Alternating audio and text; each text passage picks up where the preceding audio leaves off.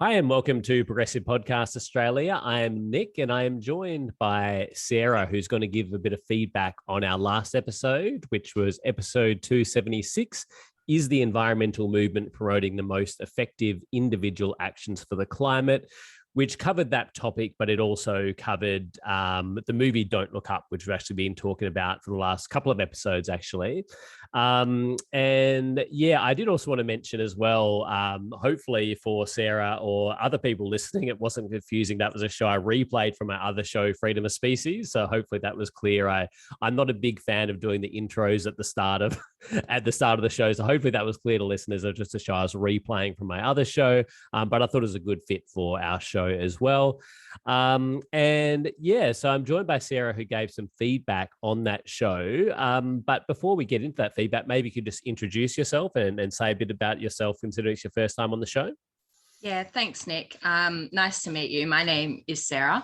I wanted to acknowledge where I am today. So I want to acknowledge the Dharawal people, who are the traditional custodians of the Illawarra region, where I am meeting you and where I grew up, acknowledging the stolen lands and that sovereignty was never ceded here. So I'm a student researcher looking at transformative justice and sexual violence. I'm a volunteer, a sister, a partner. I've got a fair few different roles. But yeah, I'm a listener to the podcast. And I think in terms of the critique around Don't Look Up that you and the guests provided, and also the critique of the movie as well, it just got me thinking about Indigenous erasure. And that was sort of part of what I had sent you. So a bit about me is I'm a Māori woman, so I whakapapa back to the Hokianga region in New Zealand, which is sort of the north of the North Island. But I was born and raised here in Australia. And I think that's it. Great. Yeah. Thanks. And I am speaking from the lands of the Wurundjeri people, the Kulin Nation. Yeah.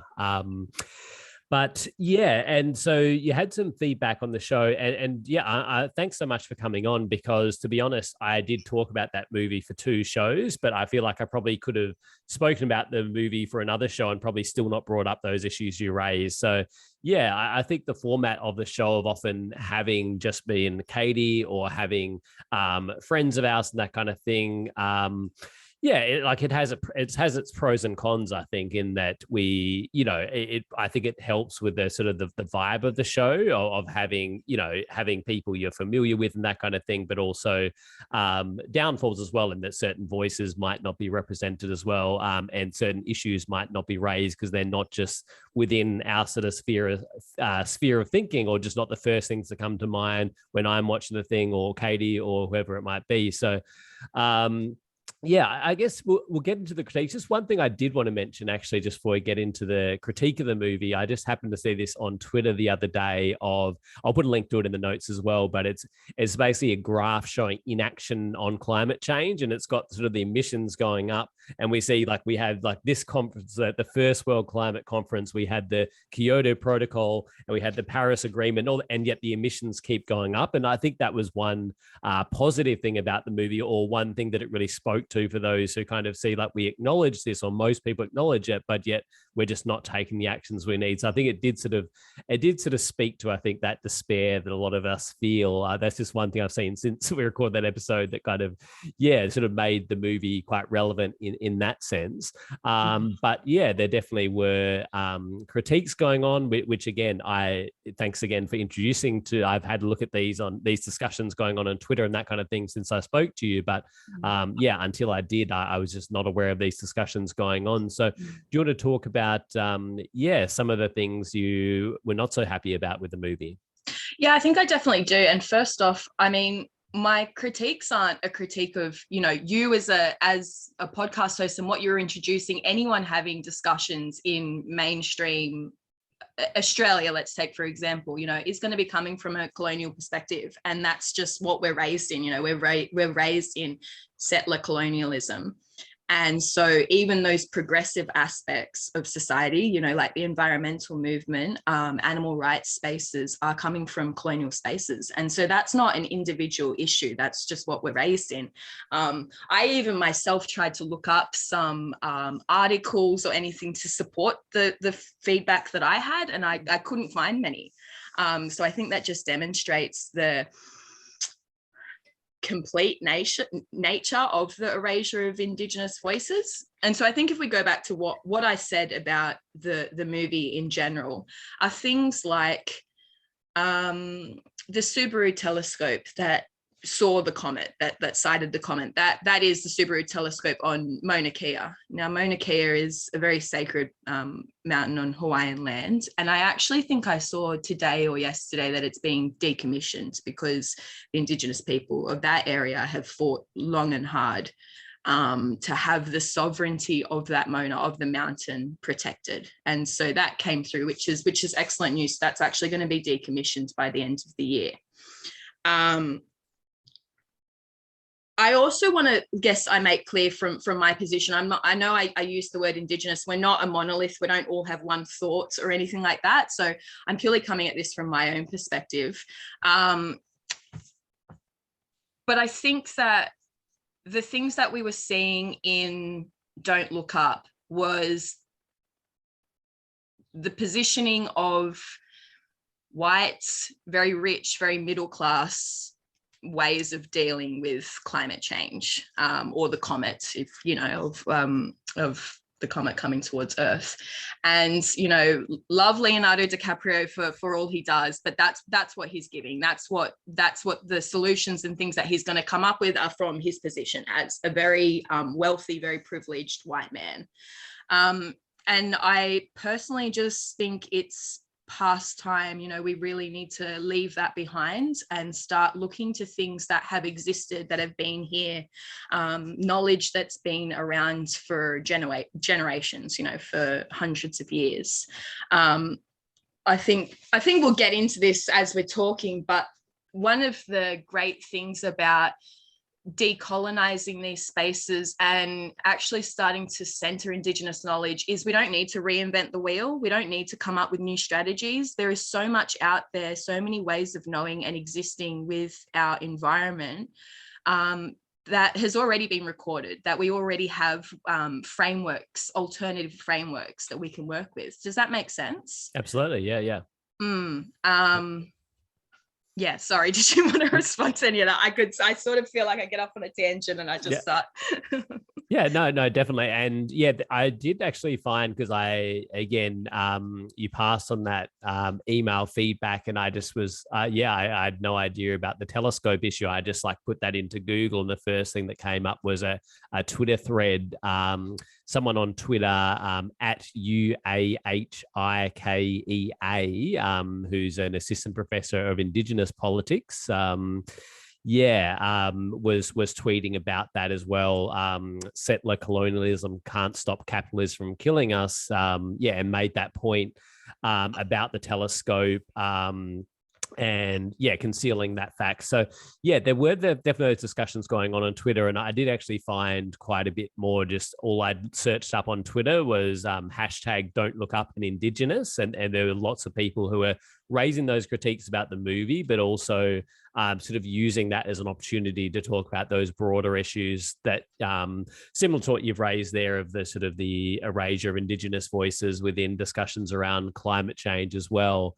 And another thing which I saw just from those discussions that were going on was, again, something I didn't particularly make note of when I first saw it, but there's the final scene of the movie, which again, we're not going to say too much about the individual things, but I guess a bit of a spoiler alert, I guess, for the movie for those who haven't seen it.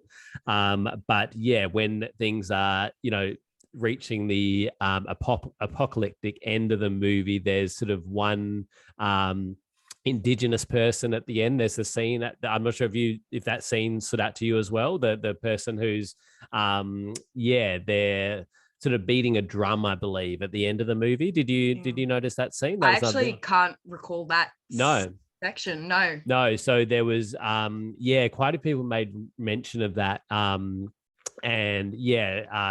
tweeted, imagine if Indigenous peoples were included throughout Don't Look Up instead of being tokenized at the end. So it's just sort of this one flash of this one Indigenous person, just sort of beating a drum as all the,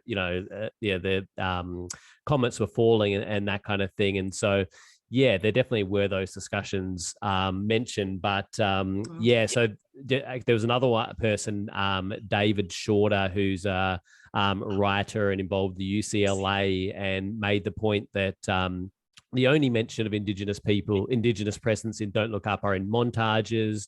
And so there was this, the sort of montage scene at the end, and that was the only just a brief kind of flash. But I guess there was no discussion on Indigenous knowledge to actually solve the issue in the first place. It was just this sort of acknowledgement or very token mention at the end.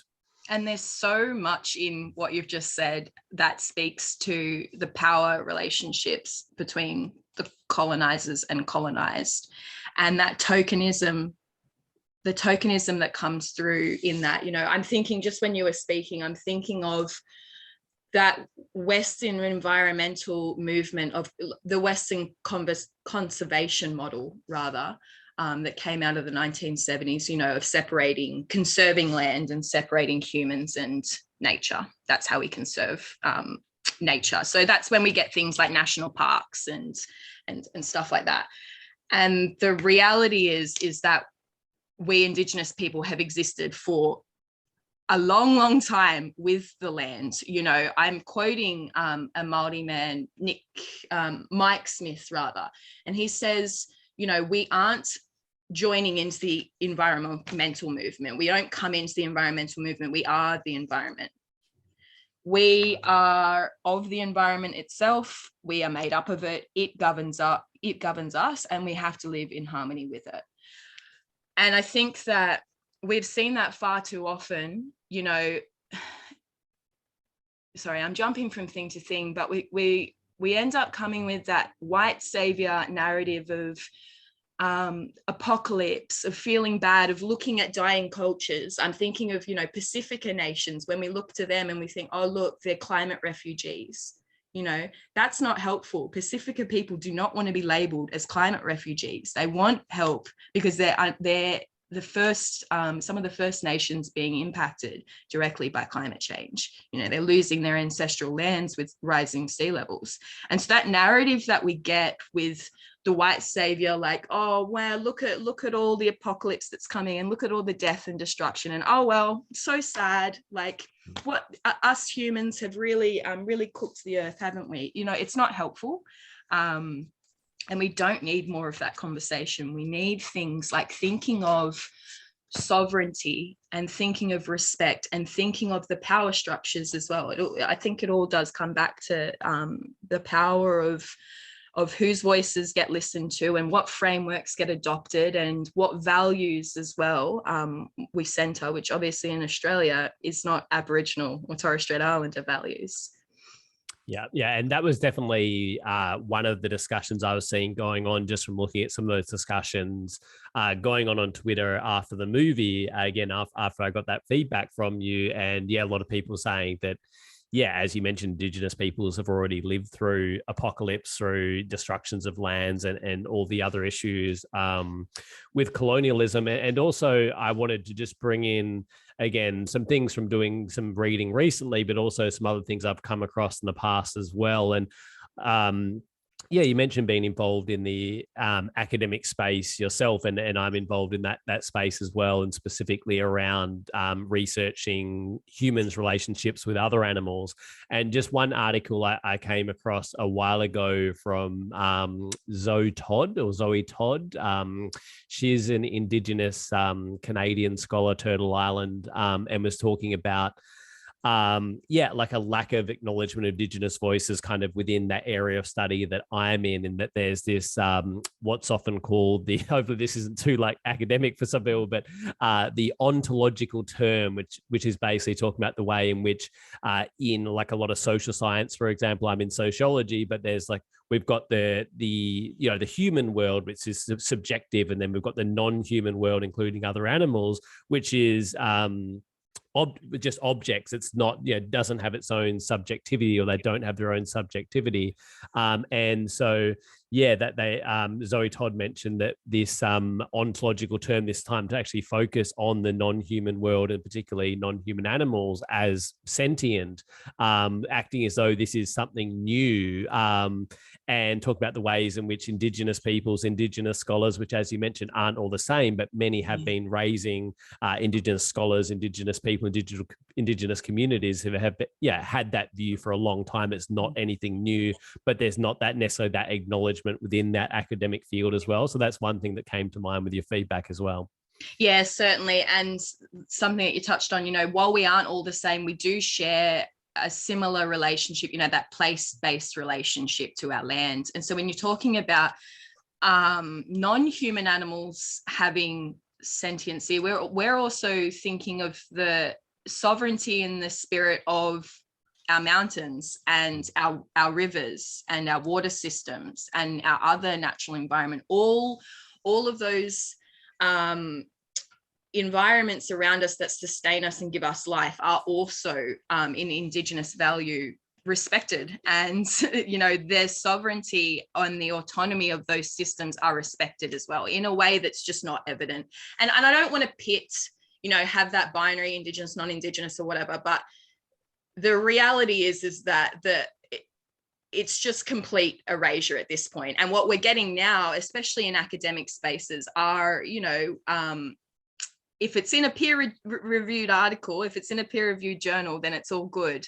But a lot of that information has been extracted from Indigenous people. And, even the relationship between researchers and Indigenous people around the world are some of the most researched groups, in academic spaces.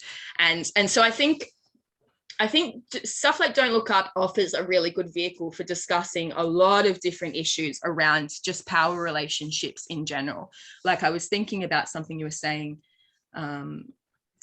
before about some industry, perhaps even just veganism. I'm thinking of some of the issues with white veganism is when it ignores Indigenous people, or when it tries to prevent Indigenous people from practicing their ways of life. And I'm not saying that Indigenous people can't be vegan or don't adopt the same sorts of values or anything, but we need to think of meat and dairy, or recognize the meat and dairy industry as colonial institutions, and as legacies of colonialism. And so moving forward, if all we're doing is shifting, meat to plant-based industries, then we're still not going to properly be able to dismantle some of the things that need to be dismantled, especially how we currently relate to our earth, to our food, to extracting out of our environments, all of those things. And I think that you spoke about this last episode.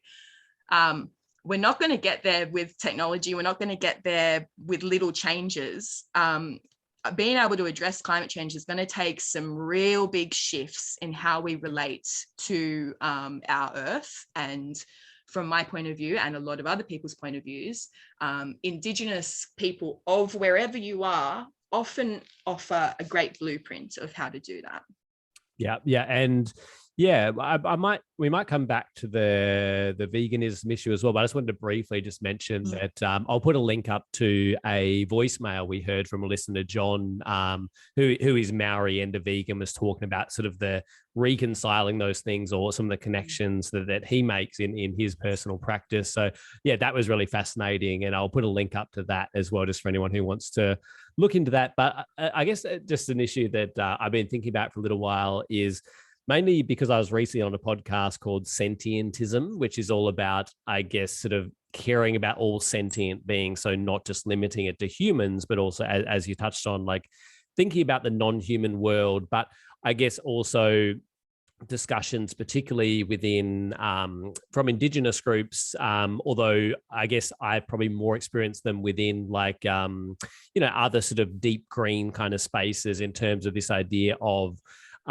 sometimes one critique of sentientism is sort of ignoring the non-sentient, non-human world. So rocks, rivers, creeks, mountains, and that kind of thing. And yeah, I guess, one place I've experienced that sort of thinking of sort of ascribing sentience to the non-human world beyond non-human animals is on Indigenous person, but sort of a deep green thinker, Derek Jensen. I don't know if you're familiar with him, but like I remember he was on one of his spoken word CDs I was listening to. He was like, the creek wanted me to jump in to the water.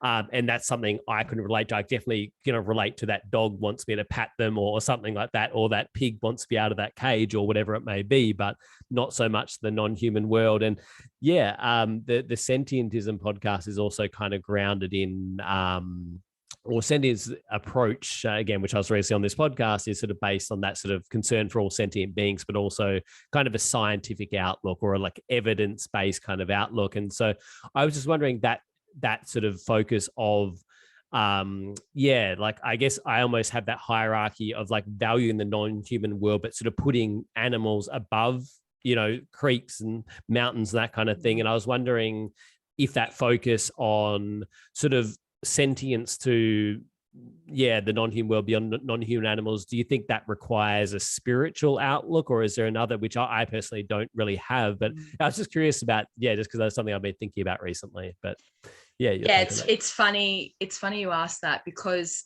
at the moment, as I'm decolonizing, or as I guess cultural narratives around Māori culture and how we relate to our mountain and our river and everything is deeply spiritual. It is deeply spiritual. And I don't know personally if that's what we need. I don't think we need to indigenize everyone. I don't think that we need to force spiritual beliefs down, I don't know if that is the way forward. But in saying that, there is value in starting to think or starting to have language, because I even use sorry, just my dog's joining on. I'll just quickly mute myself. I have lost my train of thought. What was I saying? I still use language like stuff like personhood. Oh, we look at the personhood of the mountain, of the river. No, that's not the case. I'm using, colonized language to be able to describe these things. I think that there is definitely, if we think about creation stories, if we think about the stories that we have for our areas, for our land, that is spiritual, and there's no getting around that. So I actually don't know what that looks like for a non-Indigenous people to be able to break down some of those barriers of like hierarchical structures, because you raise a good point. That's what we do need to do. What does that look like though for non-Indigenous Australians? I'm not really sure. I think as well, these sorts of conversations, aren't being had in the mainstream. So maybe if we had a little bit more of them, then we might be able to come up with ways of being able to relate. But so I'm sorry, I actually don't have an answer. That's a really interesting point though that you're raising. No, that's fine. No, it's just again something I've kind of been thinking about, because I guess like there's the discussions, I guess like within anarchist spaces, but also I think a lot of Indigenous ideas are kind of consist of breaking down hierarchies, but then like, are there kind of more legitimate hierarchies of like non-human animals versus like rocks and that kind of thing? But I think though, Nick, like it's about starting to make space for multiple truths. And I don't want to sound too far off, here, but it's okay to take a Western, scientific lens to things of wanting evidence-based practices and all that sort of stuff. I'm not saying we need to get rid of that, but we can also make space for, there are other ways of knowing. And if we take that spirituality, the spiritual understanding of the natural environment, it might look like learning some of the creation stories of the place that you live. So where I live on Dharawal Country, you know, we have Mount Kira. Now that's a significant site for Aboriginal people. Why is it significant? It's learning that story. When I was talking about Mauna Kea before, why do the Hawaiian people care about Mauna Kea? Starting to understand some of those stories, which are extremely spiritual, but it often, you know, in Indigenous culture, the way that we learn and the way that we transmit information generationally is through story. And so there's actually a lot of really rich, you know, quote unquote, scientific knowledge within those stories. It's stuff about migration patterns. It's stuff about harvesting. When's the correct time of the year to be doing things? When or when not. No, when's the right time of year is what I was going to say. You know, so there is actually a lot of really rich, I guess, objective things, messages that you can get out of some of these more spiritual sort of, you know, Indigenous ways of knowing, I guess. So yeah, I actually think I would really encourage people to make space, even if you aren't particularly spiritual, to start making space for some of these narratives. And because oftentimes it will really align nicely with the environment that you're in, and just help you be able to relate better with those spaces as well. Yeah, absolutely. Yeah. Sorry, it was a bit of a tangent. It's just kind of something that happened to come up recently. But yeah, and another sort of issue, which I think is quite relevant to this, which I think you've already alluded to briefly already as well, is this issue of whiteness in the environmental movement. That's another sort of discussion I've seen come up. And yeah, I remember seeing years ago an article, I think it was on The Guardian, about that and how, yeah, I think, so they're looking at, I think this was a US focus, but ethnic minorities occupy fewer than 12% of leaderships and 12% of jobs within non-government groups. And despite making up 38% of America's population, so quite underrepresented, even compared to like other sectors, like the environmental movement does kind of even worse. That was an article from 2014. I saw a 2021 report, which sort of gave some updates and said there had been a little bit of improvement, but the issues remain. Things had got slightly less white, but it's still that issue still remains, just not quite to the same extent as it did 8 or so years ago. But yeah, and I was kind of thinking some of the reasons for that, and I think some things you said are very relevant as well. But I think also perhaps if you're, say, working within a feminist organization, like as a man, there might be a bit of that feeling of like, is this my space or not? Or like with an Indigenous organization or whatever, whereas these things where it's like, it's not the group advocating for it, like whether it's the same as animal rights as well, it's like the group is not advocating, the environment isn't so much advocating for itself. I think it then becomes this kind of neutral ground of like anyone can do it. And then the sort of the colonial default is for that to be white and patriarchal, male dominated as well. So I think that could be perhaps part of it. But yeah, is there anything you'd like to speak to about this? You already have as well in terms of the movie as well, but this dominance of whiteness within environmental spaces.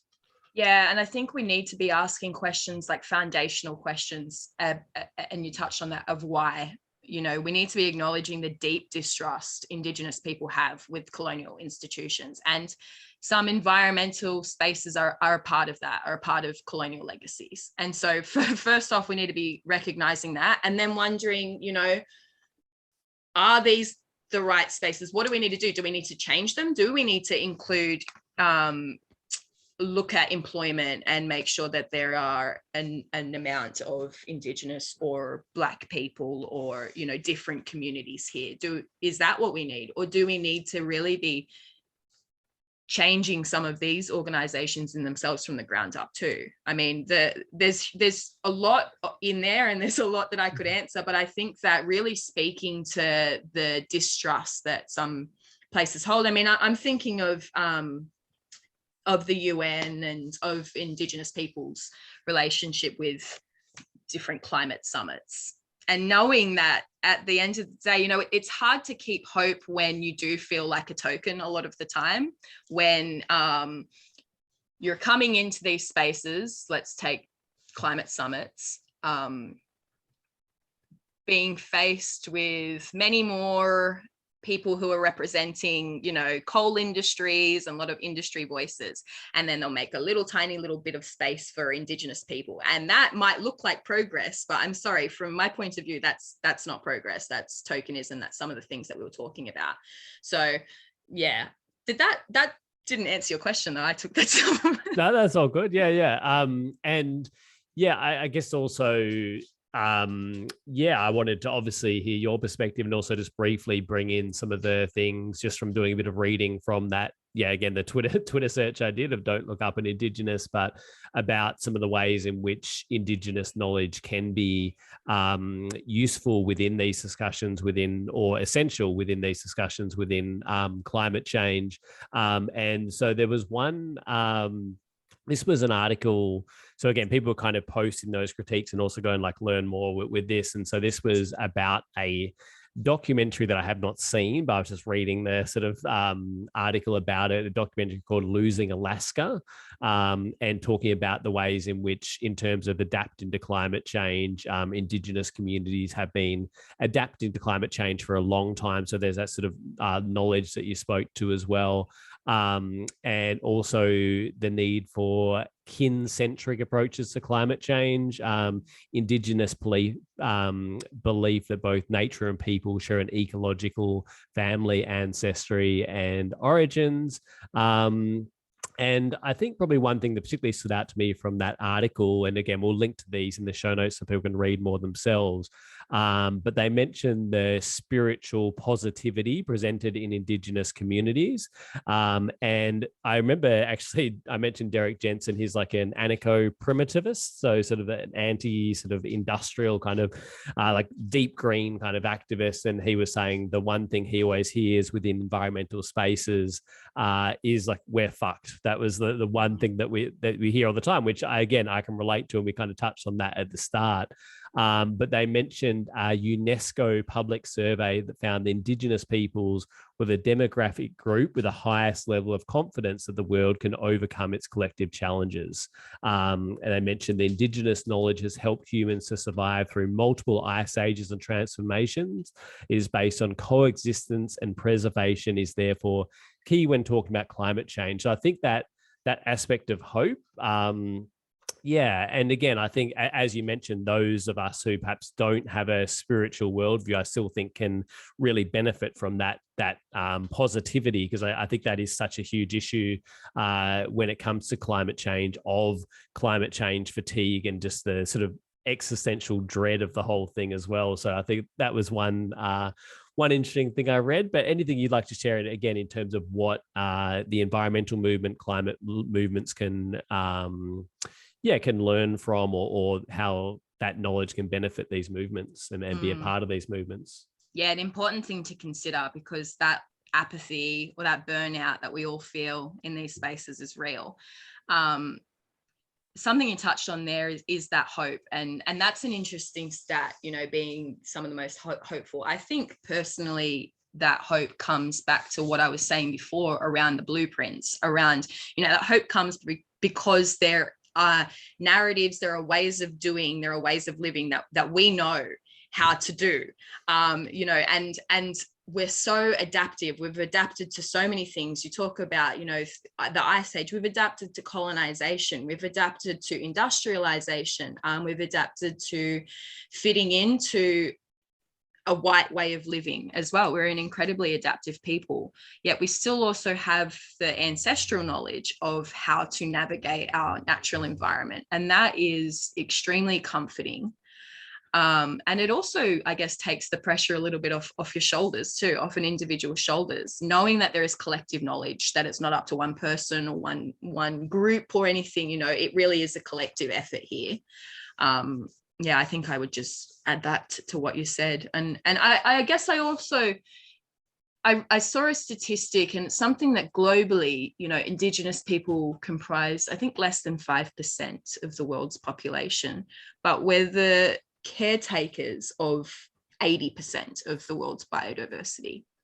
But then if you add another statistic that I think I saw, it was something like in terms of legal rights, Indigenous people have the legal rights to around 10% of land. And so something's not matching up, you know, where we are responsible for a great lot of the Earth's biodiversity, and that really does need to be respected and recognized. And we need to be starting to make, going back to what your question was of environmental movements, you know, if an environmental movement isn't also fighting for land back for Indigenous people, isn't also concerning itself with things like Indigenous sovereignty, then it loses a bit of its legitimacy, to be honest, from my point of view. You know, if you're not doing both, we should be making space to do both things at once.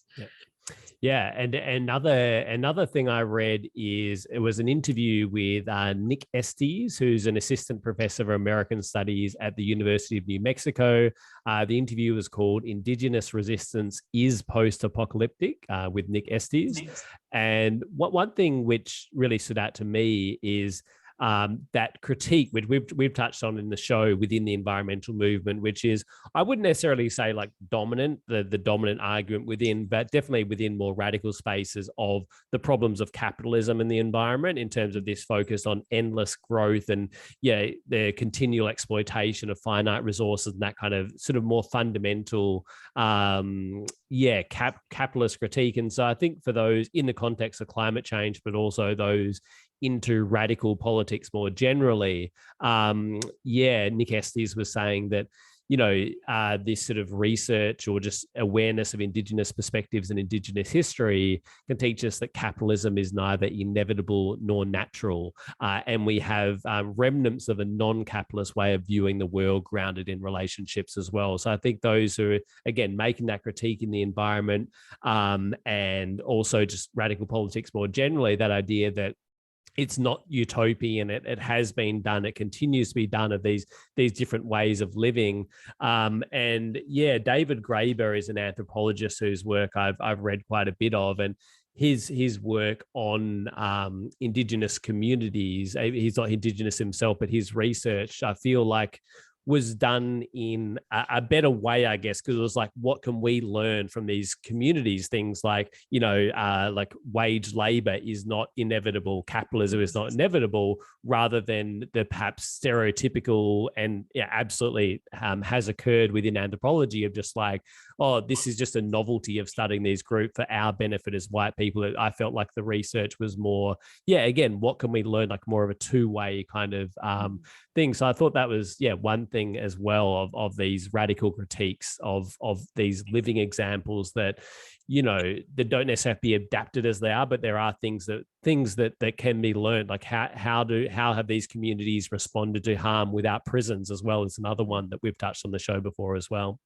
Yeah, certainly. And I think that's when we start to see that synergy between what Indigenous thought, Indigenous values, practices have to offer with a lot of, you know, anti-abolition movements, anti-extractivist, anti-exploitation, dealing with patriarchal legacies, dealing with colonialism. You know, there's just so much there that really really aligns quite well. There's not much more that I could add there, because I think that you've really touched on a lot of the value and a lot of the alignment. And one thing you touched on earlier was that critique or discussion around white veganism. And I guess I would maybe start off by talking a little bit about white feminism, perhaps seeing some parallels there, because I guess in terms of how I understand the critique of white feminism as well, it's not so much just like a white woman being a feminist. It's more about a certain kind of feminism, which doesn't take into account issues of race, issues of class, etc. I guess in terms of extending that critique to white veganism, is not so much saying, you know, white people shouldn't be vegan, but more looking at the that awareness of not looking at animal exploitation within a vacuum and seeing those issues that you mentioned, for example, of like the meat and dairy industries in countries like Australia being a product of colonialism and being introduced, and those kind of issues, and kind of seeing the seeing the connections between these other issues, also issues around like class and race, of a lack of access to healthy food and plant-based food within like remote Indigenous communities, for example, and like a lack of options there in terms of those who are wanting to eat that way. It'd be very difficult. So looking at those sort of issues of barriers to access, that kind of thing. So that's probably sort of some of the ways that I understand white bed, but I was curious to hear your perspective on it as well. Yeah, and like obviously the things that you've touched on, certainly, but it's also just the immense privilege of the voices that we do hear in these progressive spaces. So I'm thinking of maybe radical movements that might look to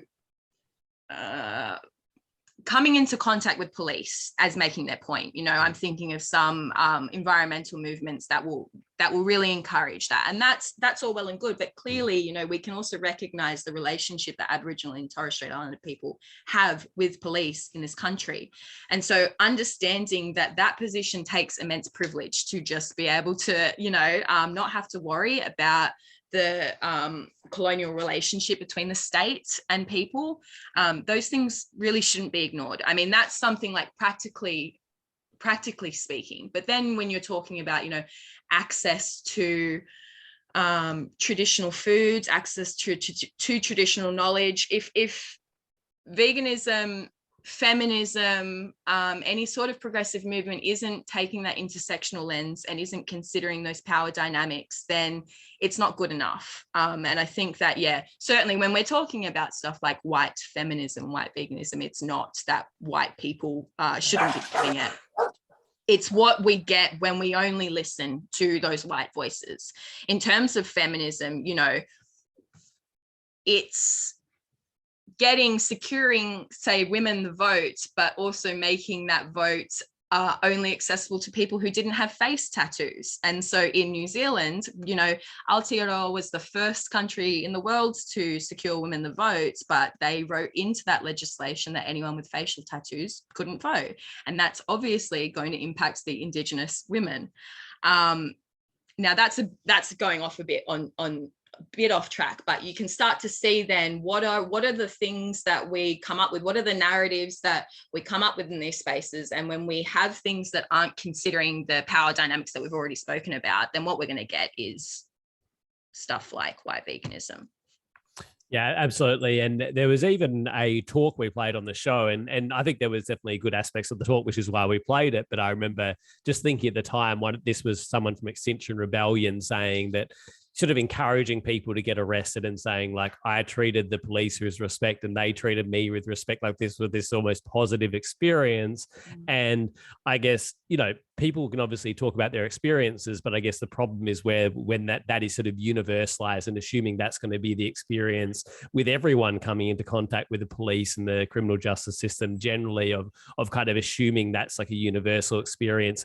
And yes, and I've definitely since then as well heard those critiques of Extinction Rebellion, kind of assuming, going to prison for a short time is going to be this, sort of fairly neutral kind of experience and can be advocated as a tactic for a movement, when that obviously isn't going to include everyone, because particularly for Indigenous Australians, that could be quite deadly coming into contact, even for a short term into prison. So it's sort of whether it's an environmentalism or, an animal advocacy or whatever, that doesn't sort of take into account those intersectional issues. I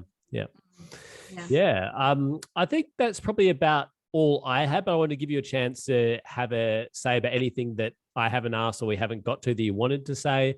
But also if you have any plugs for yourself, if you have a Twitter or an Instagram or anything you'd like people to follow to hear more from you, or any recommendations for books or articles or anything you recommend for listeners to learn more about these issues.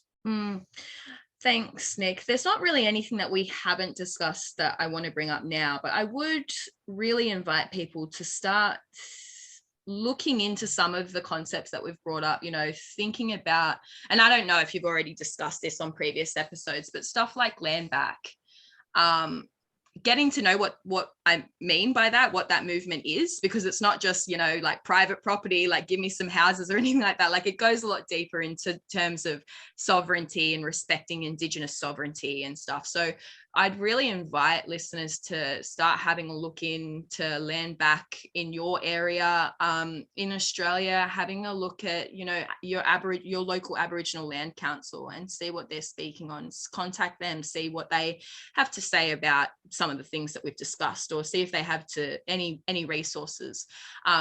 As we've already discussed, you know, Indigenous people aren't a monolith, but we can certainly take these sorts of thoughts into our own communities and our own areas and start to understand more about maybe even some of those creation stories. You know, what are Aboriginal stories on the land that you are? Get to know some of those things too. In terms of me, I'm not really, don't have much of an online presence, to be honest. I've got a little Instagram page, but nothing yet. I need to get onto Twitter.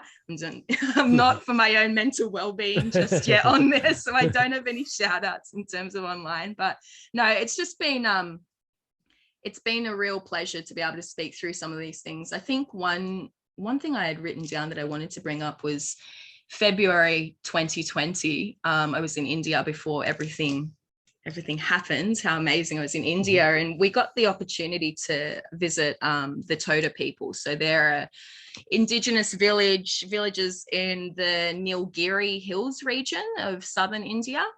And we were able to listen to some of the knowledge that they have, touching back on what we've discussed around knowledge around migration patterns and, you know, a wide amount of really rich knowledge.